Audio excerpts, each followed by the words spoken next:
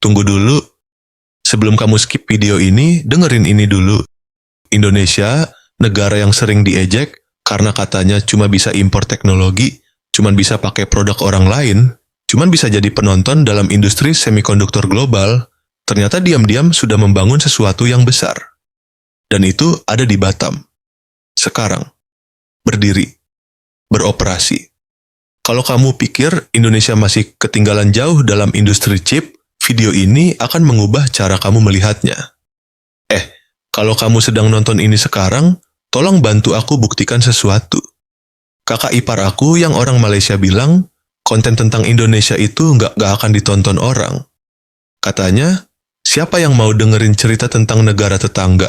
Tapi aku percaya, kalau kontennya penting dan jujur, orang akan dengerin. Kalau kamu setuju, subscribe dulu. Tunjukkan bahwa penonton Indonesia dan Malaysia bisa saling support. Oke, sekarang kita mulai. Assalamualaikum. Jadi mari kita bicara tentang sesuatu yang sudah lama jadi bahan ejekan.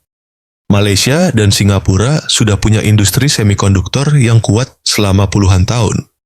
Penang sudah disebut sebagai Silicon Valley of the East sejak tahun 1970-an. Singapura punya fasilitas produksi chip kelas dunia. Dan Indonesia selalu jadi yang disinggung di ujung kalimat. Negara besar tapi belum punya pabrik chip sendiri. Tapi tunggu, karena ceritanya sekarang sudah berbeda. Di Batam, pulau industri Indonesia yang berbatasan langsung dengan Singapura, sebuah fasilitas semikonduktor sudah berdiri. Dan ini bukan proyek kecil-kecilan. Ini bagian dari pergerakan besar yang sedang Indonesia lakukan untuk masuk ke rantai pasok teknologi global. Dan kebanyakan orang, bahkan di Indonesia sendiri, belum tahu seberapa jauh ini tuh sudah berjalan. Tapi sebelum kita sampai ke sana, kita perlu paham dulu kenapa semikonduktor itu penting banget. Bukan cuma untuk Indonesia, tapi untuk semua orang. Chip semikonduktor itu ada di mana-mana.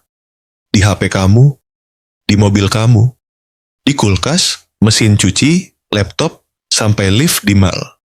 Dunia modern tidak bisa jalan tanpa chip. Dan sejak pandemi 2020-2021, waktu krisis chip global terjadi dan pabrik mobil di seluruh dunia terpaksa berhenti produksi karena kehabisan semikonduktor, semua negara sadar satu hal. Kalau kamu tidak punya kemampuan produksi chip sendiri, kamu rentan. Sangat rentan. Amerika berlomba-lomba membangun pabrik chip domestik lewat CHIPS Act yang nilainya ratusan miliar dolar. Eropa bikin European Chips Act. Cina menggelontorkan dana raksasa untuk kemandirian chip. Semua negara besar berlomba. Dan Indonesia melihat ini lalu bertanya, di mana posisi kita? Nah, ini yang menarik. Batam bukan nama baru dalam industri elektronik. Pulau ini sudah lama jadi pusat manufaktur elektronik Indonesia. Letaknya strategis. Hanya 20 km dari Singapura.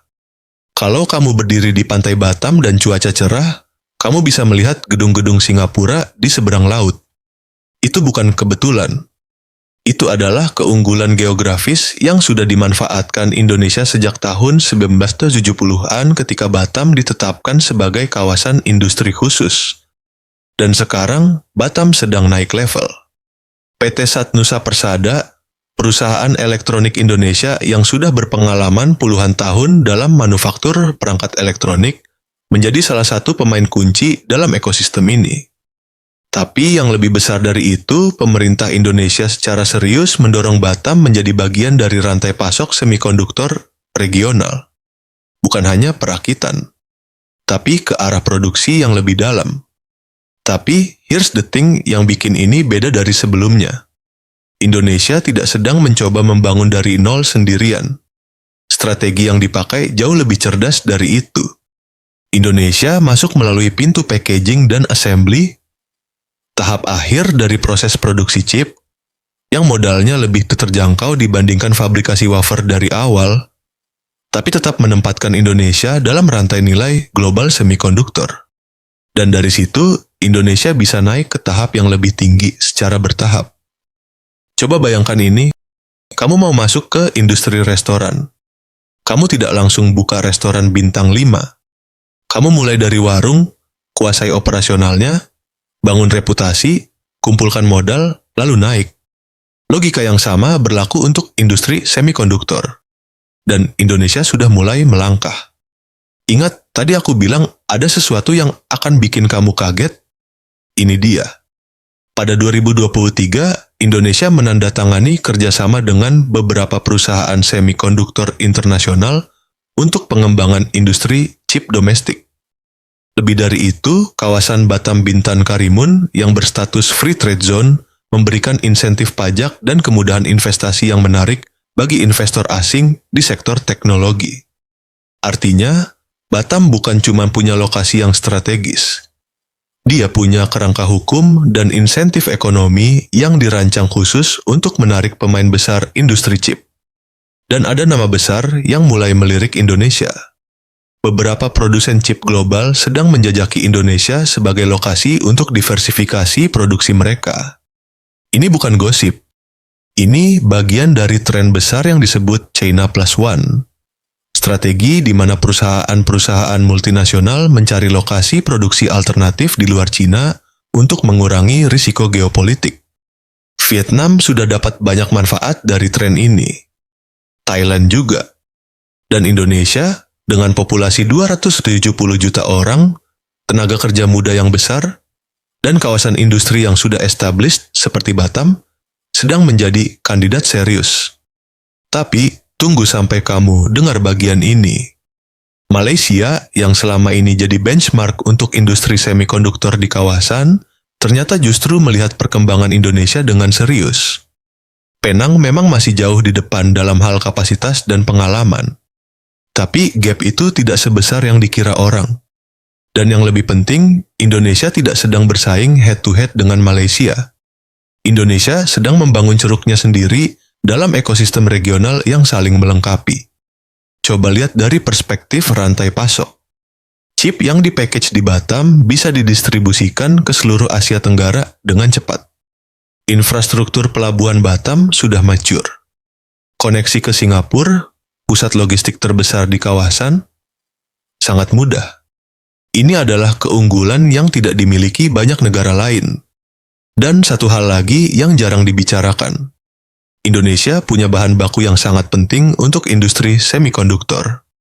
Nikel, yang dibutuhkan untuk komponen elektronik dan baterai, Indonesia adalah produsen terbesar di dunia. Timah, yang digunakan dalam proses soldering pada perakitan elektronik, Indonesia juga salah satu produsen terbesar global. Ini bukan sekadar kebetulan. Ini adalah leverage yang bisa Indonesia gunakan untuk masuk lebih dalam ke rantai nilai teknologi global. Bayangin ini. Kamu punya bahan bakunya. Kamu punya tenaga kerjanya. Kamu punya lokasinya. Kamu punya kawasan industrinya. Yang perlu ditambahkan adalah teknologi dan investasi. Dan itu sedang datang. Sound familiar? Ini persis pola yang digunakan Korea Selatan dan Taiwan puluhan tahun lalu untuk membangun industri semikonduktor mereka. Mereka tidak langsung punya Samsung atau TSMC.